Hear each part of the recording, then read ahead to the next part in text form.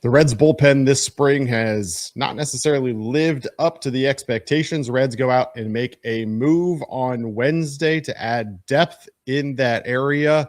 Welcome in, everybody. Chatterbox Reds, joined by Greg, Reds Daily 4, and Nick Kirby. Welcome in, everybody. Kyle Nicolas, the latest Red.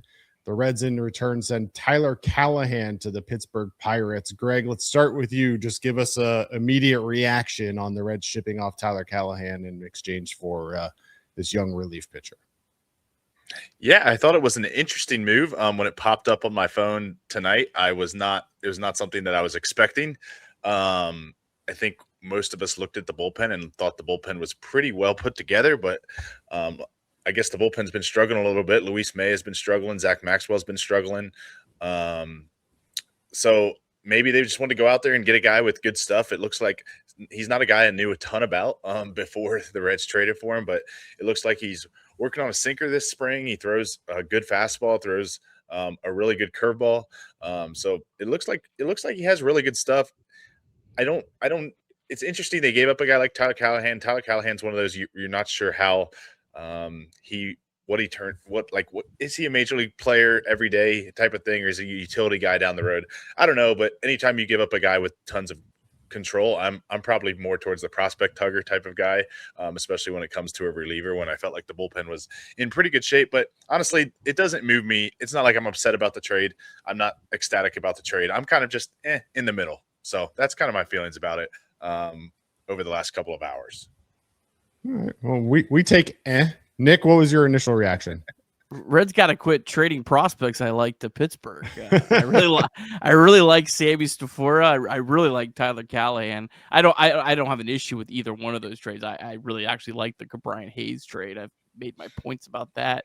We were talking about Tyler Callihan though, like a week ago, as the guy that we thought there was a good chance he got removed from the 40-man roster to put Nate Lowe on the roster. So I think first and foremost, this pretty much feels like it solidifies Nate Lowe's going to be on the opening day roster, borrowing something crazy happening. It seems like that's probably a good indicator of that. And so if you're going to have to remove this guy from the 40-man roster, it made sense to shop him, right? And if you're able to get a quality big league reliever, a guy that's been in the big leagues for two pretty much full seasons, you take a guy that's got really good stuff. He's just a struggle with his command at times, but the stuff plus is, I think, up in the 110 range. He has really good stuff. And yeah, I think, he also, the last 2 years, 0.7 home runs per 9 each year. So he's kept the ball in the ballpark, which obviously is good in Great American Ballpark, but he also has an option too. This is another reliever that you can chip up and down. And yeah, I think that there's probably two things here why did the Reds make this move on March 4th? First and foremost, I think that probably was the bullpen. I'm not so sure Graham Ashcraft has a guaranteed spot in the bullpen. He struggled again against the Cuban national team. I mean, this is a team that had their starting shortstop was the Dayton Dragons starting shortstop that they picked off waivers that the New York Yankees got rid of. I mean, that's so he hasn't pitched well at all this spring. So I think that's kind of maybe a reason why they made this move. The really Debbie Downer side is that the Reds made this move because they felt like there's a good chance Hunter Green's going to get put on the 60-day IL. Yeah, the 60-day IL is certainly a conversation because ultimately you make the move. You talk about Tyler Callihan being removed from the 40-man. This still leaves the Reds with a needing to potentially make a move if they do want to bring Nate Lowe onto the 40-man. So that'll still have to happen. There's conversation about whether that's Hunter Green to the 60-day IL. I'm, I guess, hopeful that it's not Hunter Green, and that I think right now it's probably Sam Moll on the outside looking in, if I had to be honest, just based on some of the moves that the Reds made this offseason in terms of the left-handed bullpen. So there's a lot of conversations still to be had, but the thing that also plays into this, in my mind at least, is I think this bodes pretty well for how the Reds feel about Edwin Arroyo and Leo Balcazar, because we know that Spencer Steer and Sal Stewart will likely serve as the primary backups at second base for this year, but Tyler Callihan, as a result, was kind of left on the outside without really having a whole lot of a role And when you look at Edwin Arroyo and Leo Balcazar, I think the Reds must feel like if they need to go down to the minors to have another player come up and play one of those, second base or whatever, that one of those two guys could probably do it. Greg, do you feel like Leo or Edwin played into this at all, or am I just overthinking that? Yeah, it wasn't something I really thought about, but I think you make a good point there. And I think, like you guys said, Callahan, he probably didn't really have a spot for playing time. He was going to be a bench guy if he made the team at some point this year, or got called up at some point this year. I mean, he was playing really well before he got called up last year. So I think I think of those numbers and kind of got excited. But yeah, it tells you obviously what they think of the other guys that may be bench guys at some point this season for sure. And then I also thought, just to hit on real quickly what Nick said about Ashcraft is very interesting, because I think we all looked at Graham Ashcraft as an absolute lock coming into spring training. And he's been so bad that you kind of question him, like maybe Tito. I think we've seen Tito doesn't have a lot of patience for people when they're struggling sometimes, especially if they're walking guys. But yeah, it'll be interesting if Ashcraft gets it together this spring and what that could mean. But I thought the bullpen was pretty much locked down, and it seems like it's not just a coincidence, whether it's Ashcraft or whether it's Hunter Green, whatever it is. But I do think, just to go back, Craig, I do think you have a point of, hey, these guys certainly they like Edwin Arroyo, they like Leo Balcazar, what those guys can do if they're called upon at some point this year. Yeah, and if you thought that Tyler Callihan could serve as a backup outfielder as well, JJ Bleday has clearly cemented himself in a role on this team, I think, for opening day moving forward as well. So every role that you thought maybe Tyler Callihan could work himself into feels like he's best fourth man on the depth chart. Well, it also could have more to do with the fact that maybe they just don't feel comfortable with Tyler Callihan playing the infield, because he was a guy that he was really primarily moved to an outfielder in the minor leagues. He came up as a third baseman. They were playing him at second base. He was kind of splitting time between second base and left field, but he was kind of more of trending towards being an outfield option in the future, not really an infielder. So it may not have a lot to do with Leo Balcazar and Edwin Arroyo. More as just like, they're like, this guy, we don't really feel like he's a legitimate backup infielder. If, say, Matt McLean went down, we don't feel like he can play second base at a high enough level defensively. So really, we're only looking at this guy as an outfielder, and we got a ton of outfielders that we really like. We're already probably going to have to send an outfielder down to AAA that we like. And so it was just kind of hard to envision him getting playing time in the outfield. That probably is kind of where my head would be at, where this move made more sense to. But don't get me wrong, I think Tyler Callihan still has a lot of upside. I mean, this guy was really, really good back in 2024 in the minor leagues. He put up some crazy numbers at Chattanooga. But he also has been a guy that's had a lot of injuries, not just the crazy injury that we saw last year. That wasn't his fault. It was a fluke injury. He actually has had a lot of other injuries in the minor leagues that constantly has hampered up. So this has kind of been a guy that's kind of been has just battled injuries his whole minor league career. So I would love this move from the Pittsburgh perspective. They just need more bats.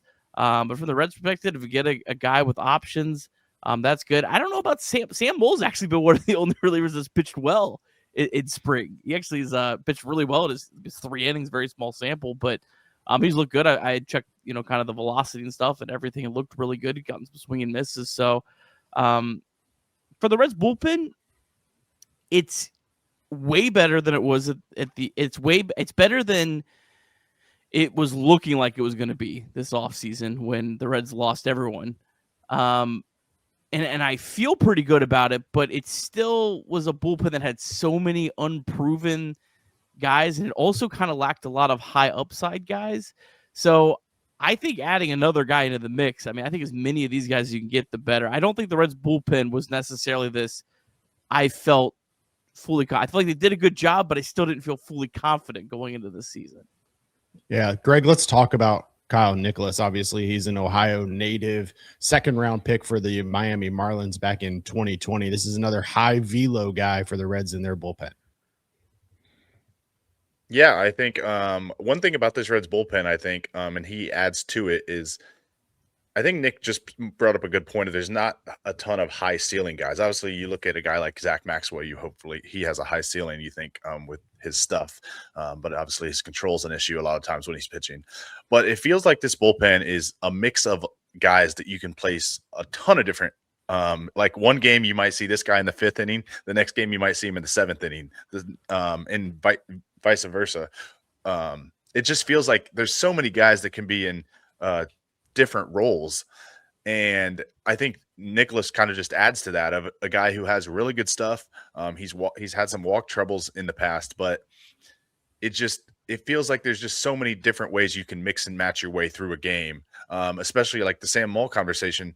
It would be really interesting if they do, have 3 lefties in the bullpen. And I kind of think Moll has maybe a good chance because he doesn't have options remaining.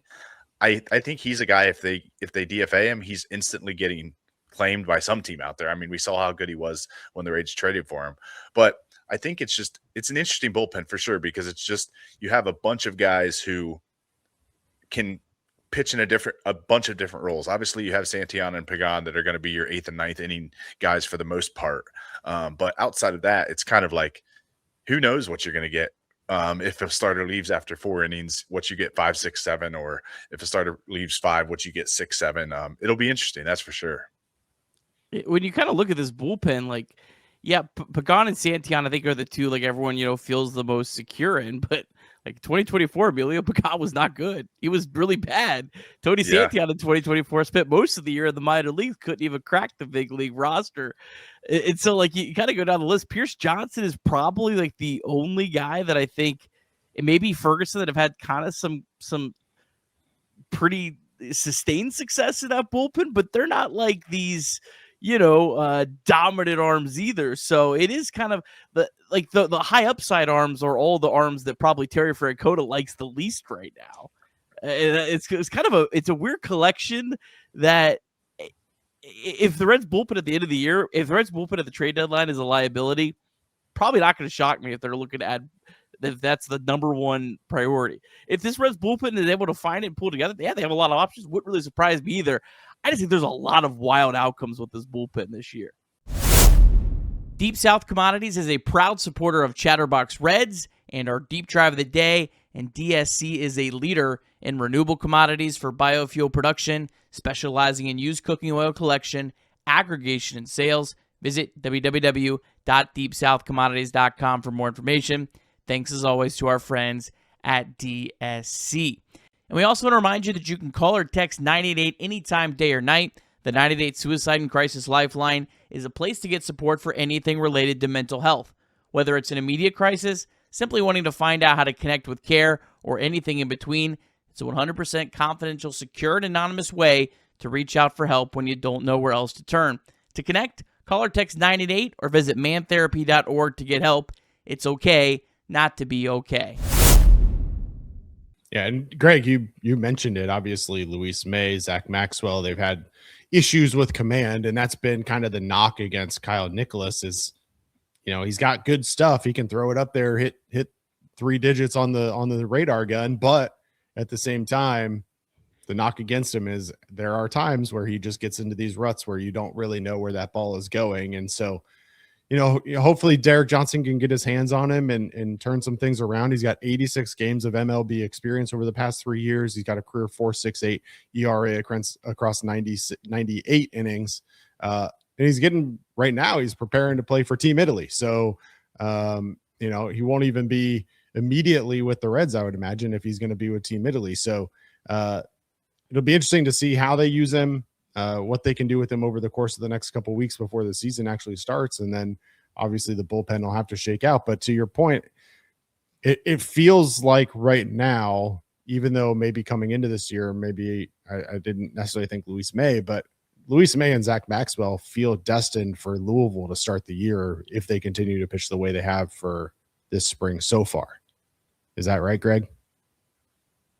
Yeah, I would think so. I think one thing we saw, I think I maybe mentioned this on the show previously, but I think one thing we saw with Tito last year is like, it's a quick hook. If you don't have it in like we saw it with the Alexis Diaz. Like, he wasn't just going to run out Alexis Diaz out there to throw the ball all over the place. And the Reds traded him pretty quickly after Diaz, was struggling.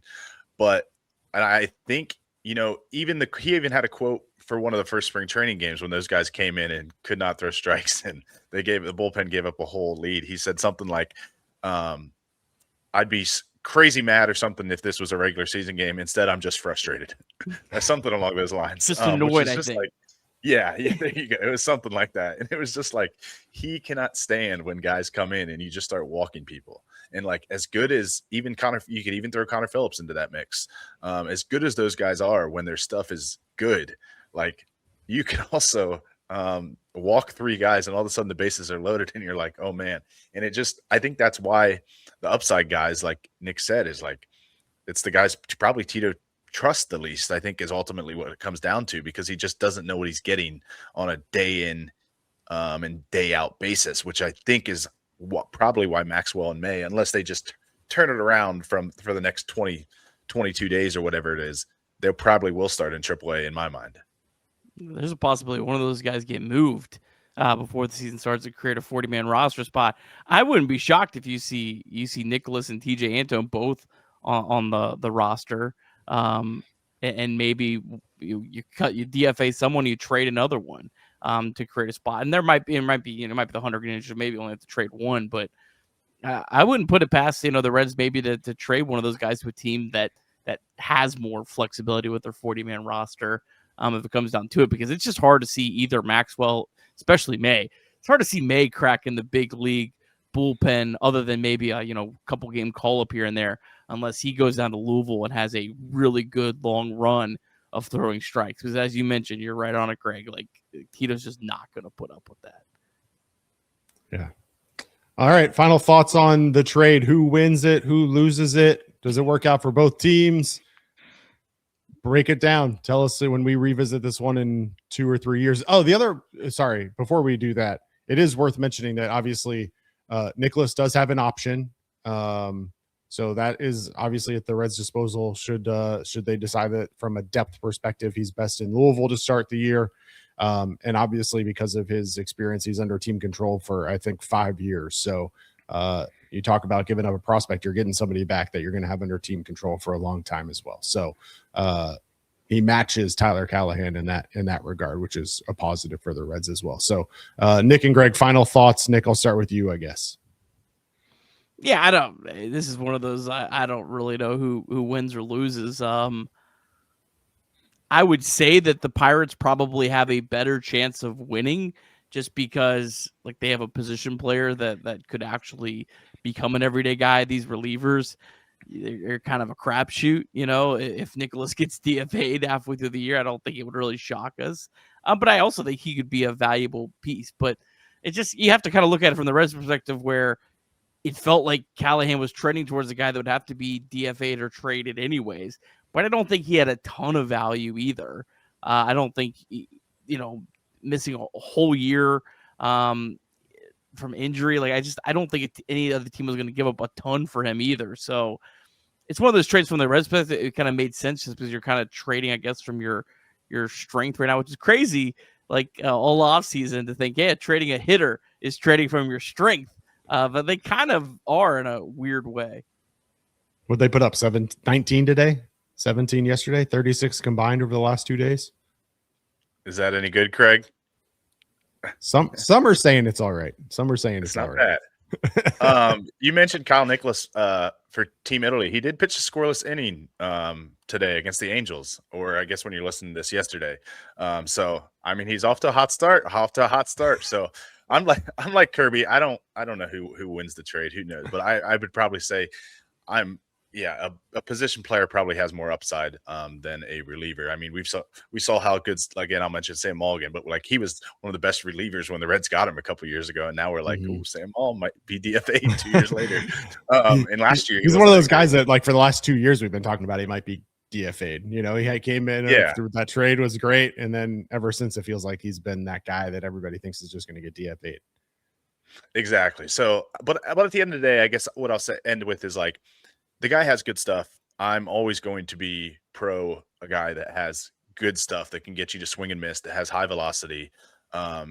So if the Reds feel they have something, and I trust Derek Johnson a lot, I think Reds fans should trust Derek Johnson a lot with what he's done with the pitching staff. So if he probably sees something that he likes, like, I trust that Derek Johnson can figure it out, and maybe Nicolas can be a good part of the bullpen, going forward.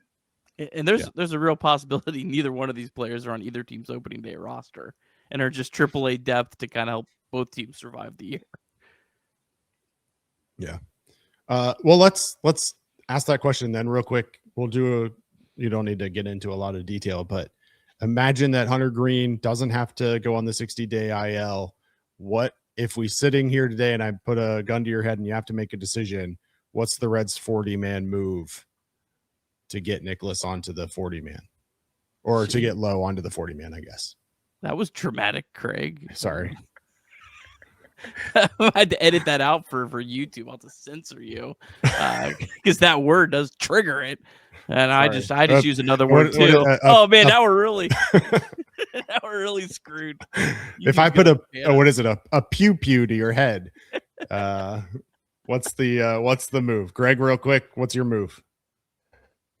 Oh, I don't know. I don't know what my move is right now. The 40-man. Yep. I don't know. I wasn't prepared. Trade Luis May. Trade Luis May would be my.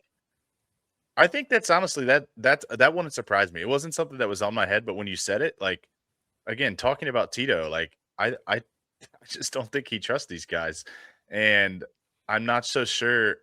I don't know. When I watch May, he's one that I'm not sure he's going to figure it out. And who knows, maybe he could, but it just doesn't seem like.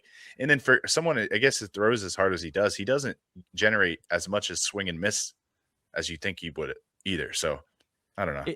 It's minus 250 though that there's another player put on the 60-day IL, because we still got 22 days of pitchers days that pitchers can get hurt, and it's very rare that a team starts opening day with only one player on the 60-day IL. I think if you probably went back, the Reds had 4 or 5 players on the 60-day IL on opening day just about every year. So that's by far, even if it's not Hunter Green, it's by far someone else just gets hurt and gets put on the 60-day IL. And then I guess if it comes down to it, I would say Luis May traded.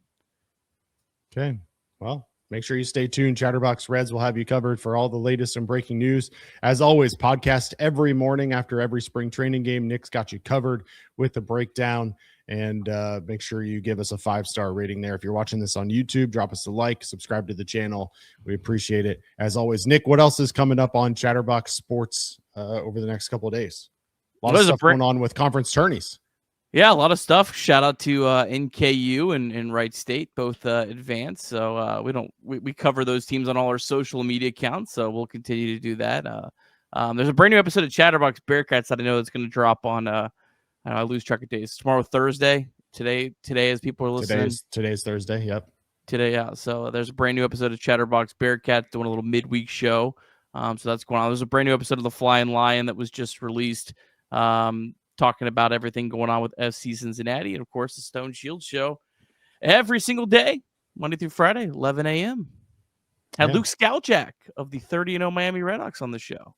They did. Chatterbox Bearcats doing a live show on Saturday for the TCU game, I believe, right? Is that right? Yeah, probably should have pumped that too. Yeah.